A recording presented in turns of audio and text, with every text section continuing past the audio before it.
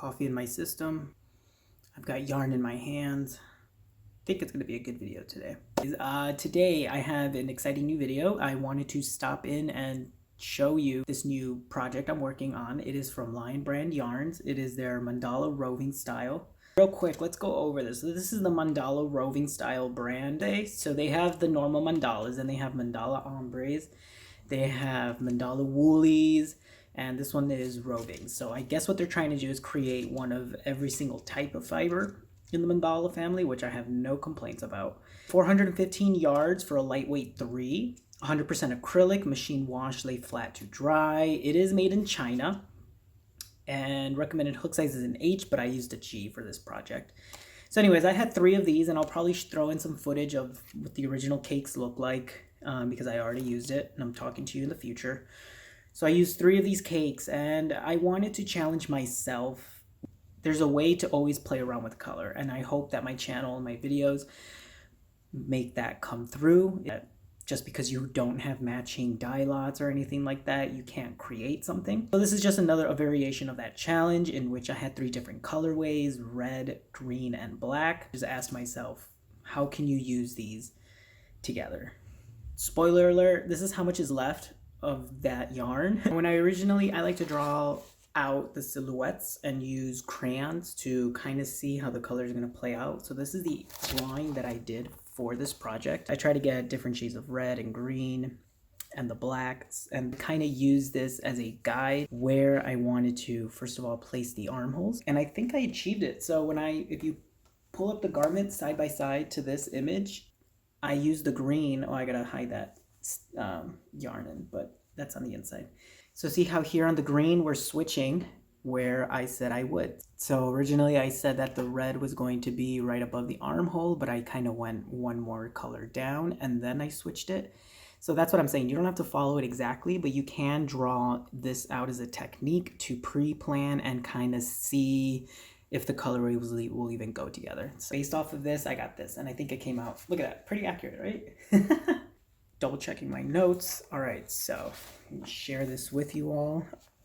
The collar itself is going to be 26 sections, and by 26 sections, I mean every time it elevates in the collar.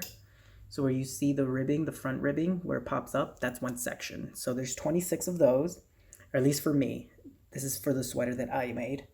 When you do your first row after that and you close it up, you will try and fit 4 stitches into each of those sections.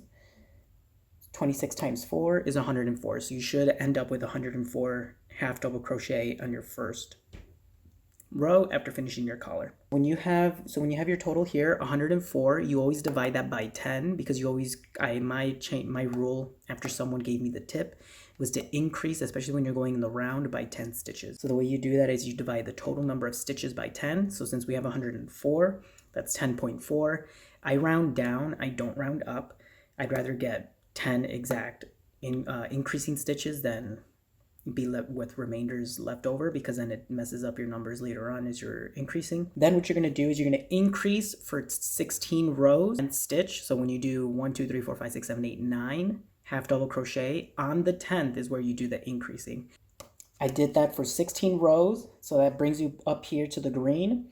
And then the green, right before you reach the armpit, is where I don't increase, and I did that for 6 rows. So for 6 rows, you're just going to do normal half double crochet, no increasing. And what that does is it provides kind of like the bell curve shape, this shoulder shape where it goes straight down as opposed to opening up from the increasing, and you get a more snug silhouette when it comes to closing it for the armholes.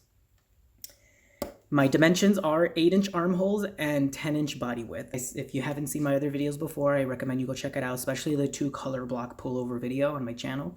I explain to you how you can close off and section off the sweaters, but it's pretty much very easy, guys. At least for me, I fold it in half. That way I only have to measure once. Fold it in half and you're gonna get this. So if we're up here, you're just gonna have this in this moment when you fold it. Just measure from here to here, your 8 inches or however comfortable you are with your armholes, and you stitch mark it. My stitch marker is down here now because of the sleeve, but you stitch mark there. for both. So because you folded it in half, you have both halves here. So when you measure there, you're going to stitch mark for both. And then you just continue on.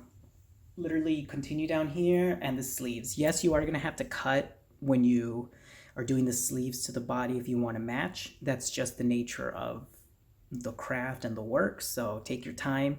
Don't stress about it. Right now my ends are loose and I just go ahead and go back and tie them together and I hide them in there. It is scarfable. It does not itch at all if it touches your face or your neck or your arms. It's nice on the skin. Doesn't make you sweat, and it does retain a little bit of heat. But anyways, that's my dimensions. Hopefully you guys are able to recreate this sweater. I'm going to go ahead and do the ribbing and the cuffs on this, and then I'm going to bring you back for the reveal and give you guys my final notes on how this yarn worked out. My favorite parts of doing crochet design, I think I always look forward to, is the cuffing and the ribbing. Like this is adding like the final details of a project. You feel good. And keep in mind, if you're watching and you don't crochet and you're just watching this video on my channel, it takes hours, minimum 8 hours to do something. I mean, I had maybe 4 or 5, but still, the fact that you dedicate so much time into something, it makes the ending details feel so satisfying. Very, very satisfying. So I can't wait to finish this. One sleeve is done, matching ribbing with the bottom. Look at that. Beautiful, beautiful, beautiful. Consistency is key, guys. Make sure every stitch is nicely done so you get a nice, clean look. One more sleeve to go, and then we will go. So anyways, if you want to learn what I did in the sleeve, all I did was 2 front posts after every 3. So it's 2 front posts, skip 3, or 3 half double crochet, 2 front posts, 3 half double crochet. You do that for 2 rows, and then you skip 1 and you put 2 spaces in between for 2 rows. So then it's 2 front posts, 2 half double, 2 front posts, 2 half double. Just literally skip over the stitch and just close that space up and you won't even notice. Do that for 2 rows, and then you do a front cable, single crochet, which I've done in my previous videos. Go check them out to see how that's done, to push this out, kind of like a cable, and then you just finish it with 1 more row of half double crochet. And the reason for that is because that decrease and this cable prevents this from overstretching. So like this is as far as I can stretch it, and I'm pulling at it. So it gives it that, it'll maintain the shape of the cuff, which is always nice to do if you plan ahead and you get a nice fit to it. All right, look at that beautiful ribbing on the collar. Let me go ahead and put this on and let's do the nice reveal.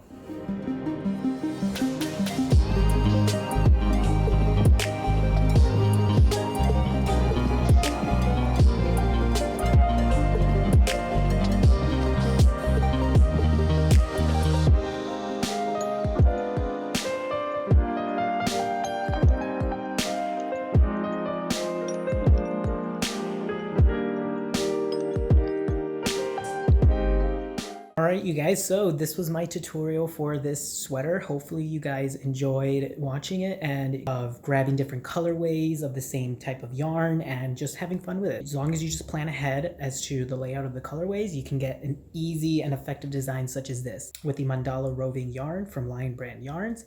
It is a lightweight 3. I used 3 skeins of that plus 1 skein Lion Brand Yarns jeans in their colorway gray. So I have this much of yarn left over, so there is leeway enough to create a medium sweater with just these 4 skeins of yarn. The good coupon, you can get all of this material for under $15. So go ahead and visit your Joann's, use a good coupon, and you should be able to create this sweater for under $15. So if you like this tutorial on the pattern, go ahead and hit that like button. Don't forget to subscribe to this channel for my future videos. I have tons of other ideas to share with you for the holiday season. And this is a great way to introduce November, don't you think? We got the reds and the greens, and the roving yarn is so soft along the skin. And I'm not wearing a shirt underneath, so it's very soft to the skin, to the touch, and it is very breathable. It does retain heat, but it doesn't produce heat, if that makes sense. It's not like wool that creates and generates heat, but this material really is breathable and it retains some of your heat. So it's good to know. So I think this is a thumbs up. And yeah, let me know in the comments. What do you guys think? Look at this cuff design. Very nice. Super soft too, and right at the perfect length where it doesn't bother you at all. So thanks you guys. I'll see you in the next video. Shout out to all of my ESVIDA Limon members, and a special shout out to our Limon influencers, Araceli Pintado and Noemi Torres and Blanca Valtierrez. Thank you so much for your support. And our inner circle, we have Karen Miller in the house. And thank you so much to everyone else who is a Limon family member. I appreciate you so much, and hopefully you are enjoying the tutorials. I will see you guys in the next video. Don't forget, we have the Star Wars watch along coming on October 30th. So make sure you save the date. There should be a video on my channel, a little picture you can click on, and you can set a reminder to remind you when I go live and show you how to create a Baby Yoda sweater for Christmas. Thank you for watching. See you in the next one.